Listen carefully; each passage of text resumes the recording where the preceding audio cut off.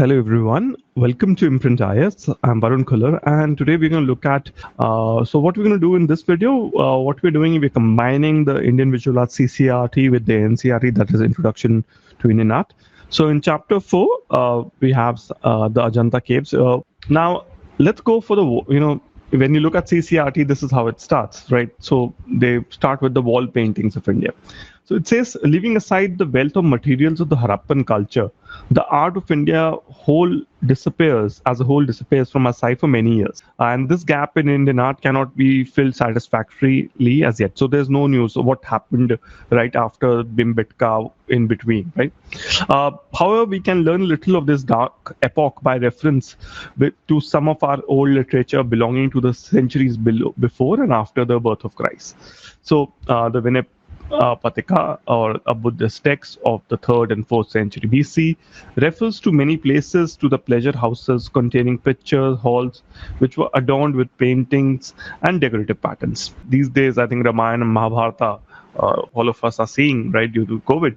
So painted halls are also described in the Mahabharata, Ramayana, the composition of which in their original form is acknowledged to be of great antiquity. Now, all this is fine, but do we have any of those in today's times? So the only thing which we have, these early mural paintings can be seen as a prototype. So the Mahabharata, Ramayana, and even the things mentioned in the Vinay Patika.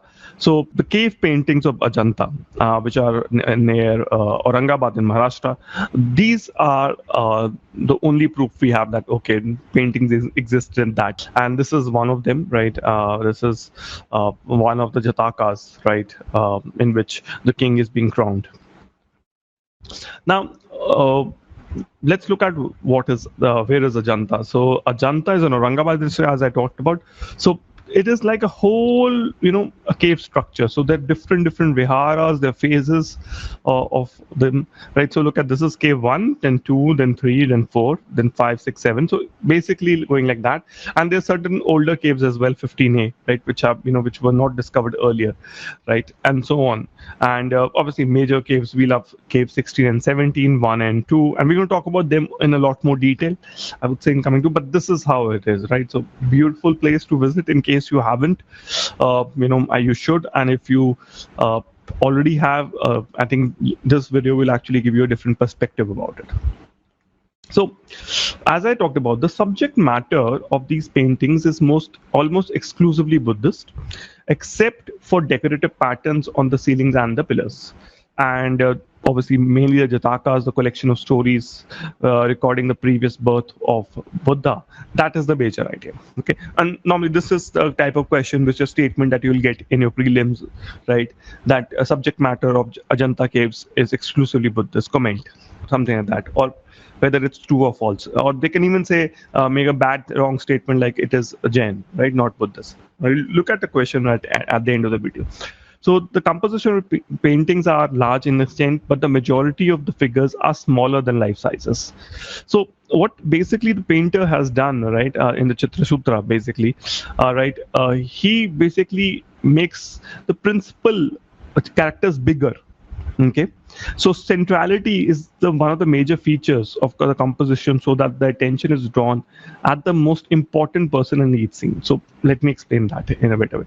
So look at this. So this, is from the Vesantara Jataka. This is one of the Prince court scene, and Vesantara Jataka, obviously is very, very famous. We'll talk about it a bit, but right now, look at the centrality. So if you look at this image at the first go, you will feel that it's the major character is in the wing. So the hero success beach mein, right? That is what it's saying. So the contour of Ajanta are superb. Obviously, they have a keen perception of beauty and form. We'll talk about this in a much more detail. They're not striving for anatomical exactitude. So it is not like the Mughal painting. So if you go for if you in coming videos, we'll talk about the Mughal painting as well. So the Mughal painting is very, very exact. Actually, you can imagine that person even today, right? But Ajanta is not thinking about that. The drawing is spontaneous, unrestrained, and what basically Ajanta wanted to do, the painters at Ajanta wanted to do, they wanted to capture the true glory of Buddha, the story of whose life was employed here by them as a motif. And with that story, they wanted to talk about the eternal pattern of life. right? How what life is, okay? And these stories illustrated are continuous, elaborate. There are walls and walls, and the whole scene is depicted. Okay, and we'll look at a few of them in a bit. So the Vasantara Jaka is very, very a famous story. So let me talk about this story with you. In this, there's a prince, and he's so kind. So he's basically a previous birth to the Buddha. So he's so generous. He gives away everything he has. Okay, the story goes that he gave away very, very famous white elephant, which basically used to bring rain to the kingdom of Kalinga.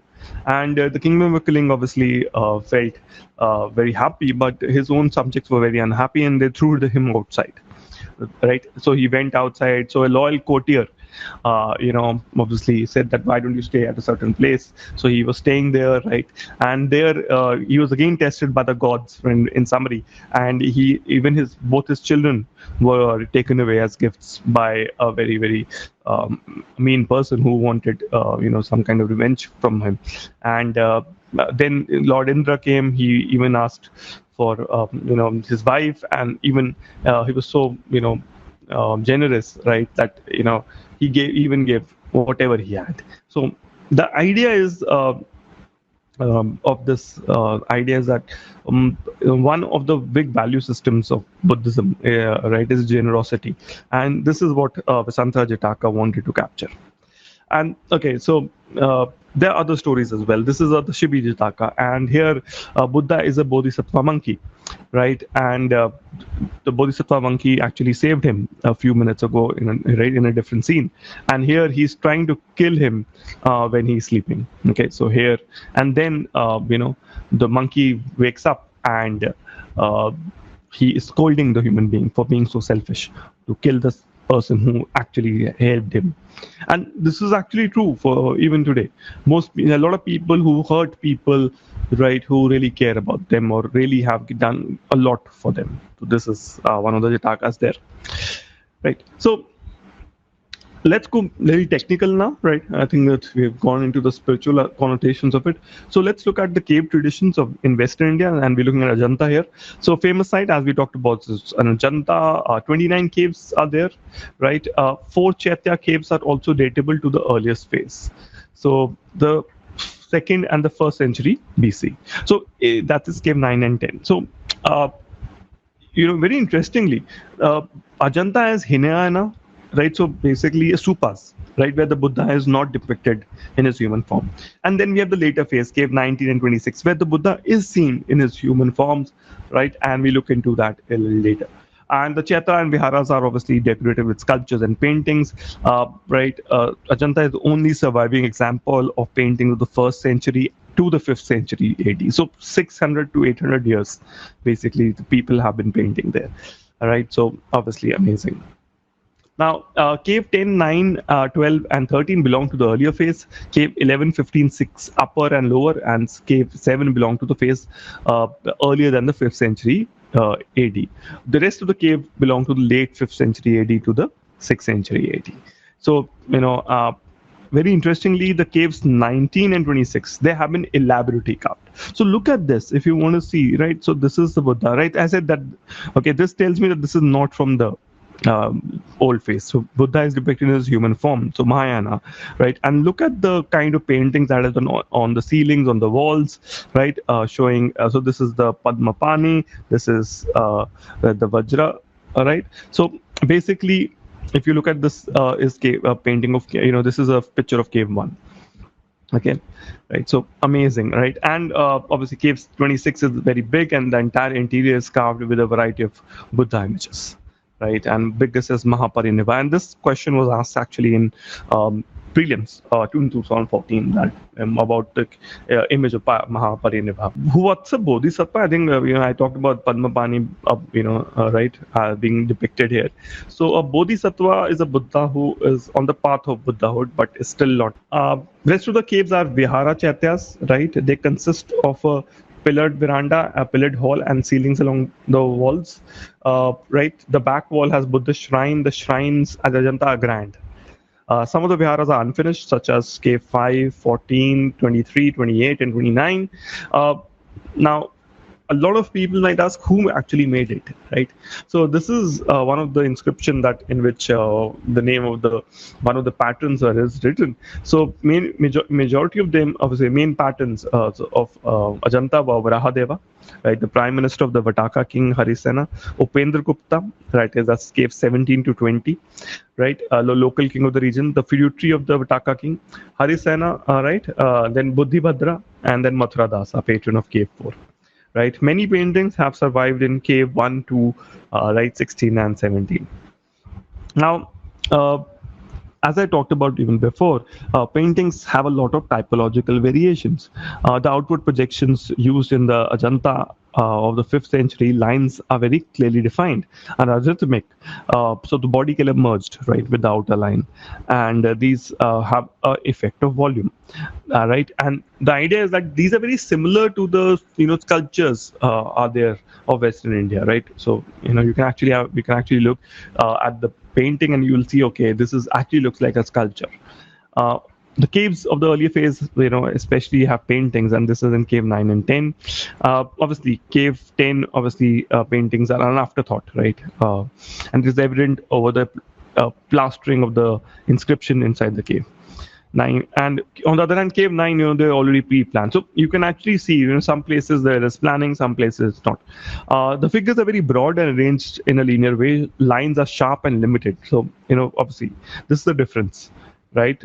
Colors are limited, lines are sharp in the cave 9 and 10. On the other hand, before that you'll find volume, right? So figures, as I said, in the caves are painted with considerable naturalism. There is no over stylization, especially when you look at the paintings of the Hinayana period. Events are grouped together according to a geographical location.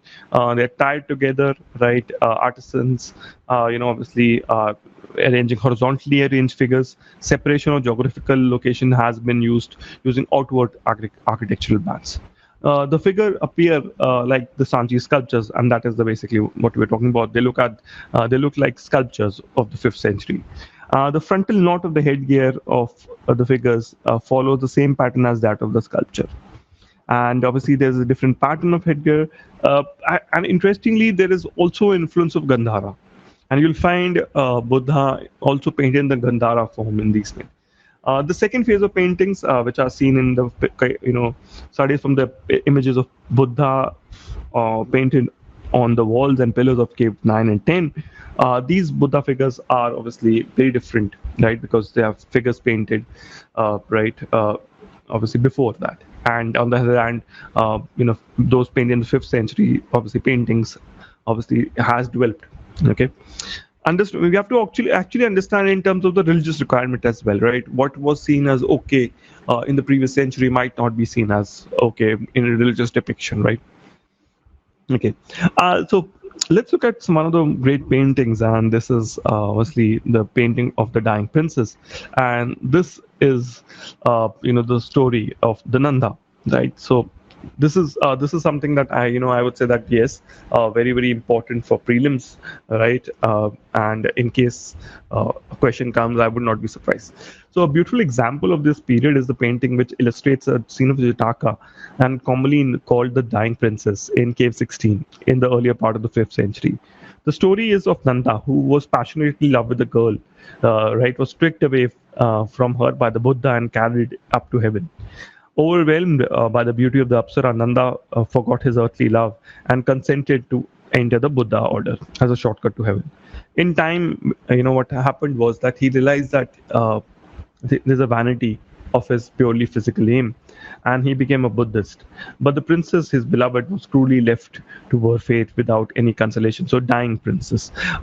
Obviously, another thought process is it is also said to be that the dying princess is his wife, and Buddha, when he leaves her, right? Obviously, she is so miserable, and that's why the dying princess. But different, obviously, waypoints of thinking.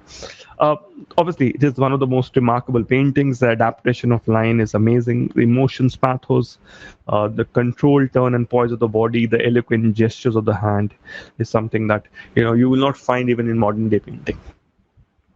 And if you think about it, Amrita Shergill, right, and we'll talk about her in a coming video. She was greatly influenced by Ajanta, and so is Abhindranath Tagore. Now, look at this. Okay, and as I said, this is one of the Jatakas, and here you can see the coronation ceremony happening, right, of a king. Uh, then obviously the other paintings as well, right? And I would say that when you look at them, you still feel, obviously alive, right? And I think for a painter, right, and for a person who loves to look at paintings, I would say that these are totally amazing. Then cave excavations and paintings obviously are simultaneous processed and dating up to the date of the caves. Next, the idea is that these pictures were painted, but very few have survived. So we don't know what has happened exactly. But obviously we'll find that various skin colors are used. Some So in some places it's brown, some places greenish, ochre. So different multicolored population is represented. So this is very interesting in the Ajanta, right? The various skin colors are also showed. And paintings, of 16 and 17 caves are precise and elegantly painted. And they do not actually have the ponderous volume of the sculpture in the caves. Figures obviously are rhythmic. Dark, thick brown lines are used as contours. Line are very forceful. Attempts have also been given to highlight, right? And that's amazing, I would say. On the other hand, as I talked about, the cave paintings of Cave 1 and 2 are orderly and naturalistic. They're integrated with a sculpture. The architectural section is simple, right? And it seems as if the painter and the sculpture is the same person here in Cave 1 and 2. Architectural settings obviously is delineated. There's dimensionality, obviously in 3D, and special effects. Okay. And now something which is there, right? And the different types of eyes in the Chitra Sutra, right? Half closed, elongated eyes. So the eyes of anger, there's eyes of love, the eyes of peace, right? So all these different types of eyes, 5 types of eyes are there, right, in Indian paintings in Chitra Sutra. So they've all been shown, okay, right? Naturalistic poses and unexaggerated facial features are used here as exceptional types. Now look at this. This is the Bodhisattva Padmani. We'll talk about him. So here the eyes have been used to depict the spiritualism, right? At the same time, if you look at these paintings of a animal, so animal has been depicted, in a lot of Jatakas as a Bodhisattva, right? And here, so there is reverence attached to even the animal in these paintings, I would say. Right. So the theme paintings, as I said, are from the life of the Buddha, the Jatakas and Avadanas, right? And Simhala Avadana, Mahajanaka Jataka, Vidura Pundita Jataka, right? And it is worth noting that the Chandanta Jataka has been obviously painted in the early cave 10. Right, and the Chitanka Jataka Buddha is an elephant who gives his tusk away. Right, this is the Chitanka Jataka. So events that happened in the jungle, events that happened in the palace are separated by the locations. And in Cave 10 of Siddhanta, faithfully follows the Pali text, whereas in 17 it's different, right? And in one of the events, Bodhisattva Siddhanta is shown obviously removing his own tusk and giving it to the hunter Sonutar. So um, amazing stories. I think if you have time, please do read, right? These Jataka tales, right? Amazing, I would say. And okay, look at these paintings. I can give you the description, but I think right, what we should just admire them for what they are. Right here, there's another story from the Jataka tales, and these are like so many Buddhas that have been depicted here in the ceiling. Now, there's other paintings I think which we should not forget, because the Padma Pani and the Vajrapani in Cave 1 are very very common, and Cave 2 seems to have some kind of affiliation with the Vengi sculptures, and at the same time the influence of the Vidarbha sculpture tradition is also seen in the delineation. So the Vajrapani, this is the Vajrapani, and he's also a Bodhisattva, right? He's seen to be royal. Okay, so a depiction of a person who is royal is also actually shown.